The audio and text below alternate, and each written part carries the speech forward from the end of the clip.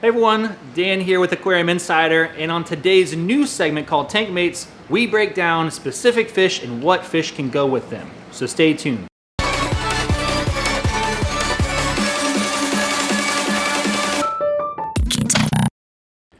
All right, and welcome. This is the first segment of Tankmates, and as you can see in the video, I got some B-roll footage of our Electric Blue Acaras. So that's the Tankmates we're going to be talking about today.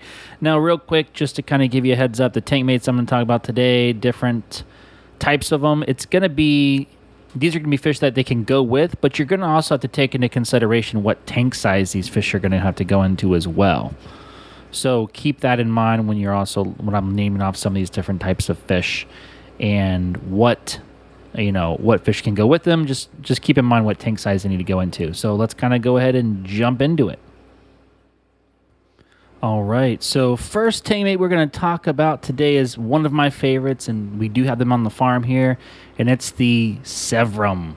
So we got the fire Severum here, the red spotted gold Severum, whatever you want to call it here, and they're a pretty good tankmate. They do get along pretty well, I found, with the Acaras. Now, I will tell you they are going to get big, and when I do see them having issues with the Acaras is if they're in too small of an aquarium and they're starting to get real big and protective. Maybe there's a few of them in there.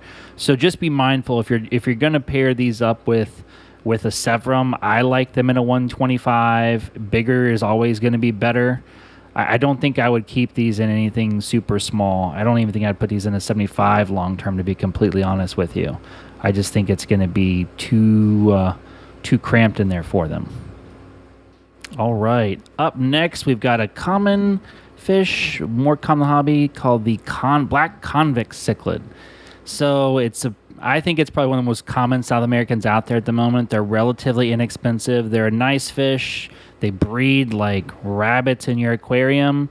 If you do want to pair them with them, I would just be a little cautious if you're going to put multiples in there and they start breeding, because they're going to get defensive. So be aware of that and how you're going to handle that situation if they start breeding in your tank, and how to deal with the aggression from them.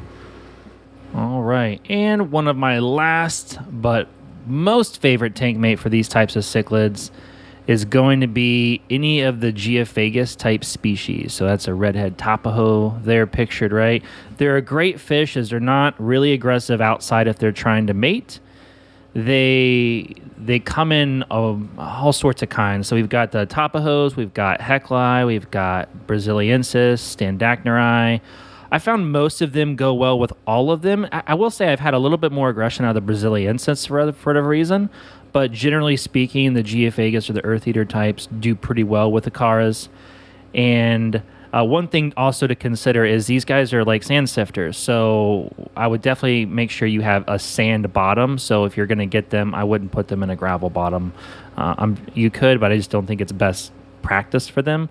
And also they're going to get big, and they like to be in groups. I think you could put a few as a show species, but I do think they just aesthetically look better in groups. And I've seen people put 6, but I think you could do 3 and it would be fine. I don't think it's going to change anything or their biology, like, oh no, there's not enough, that type of thing. So just something else to consider when wanting to stock these with your Electric Blue Acara. I hope you liked the video today. If it brought you any value at all, it would mean a lot to us if you just subscribed, liked, and hit that little notification bell. We'll put out new videos for you. Until next time, see you later.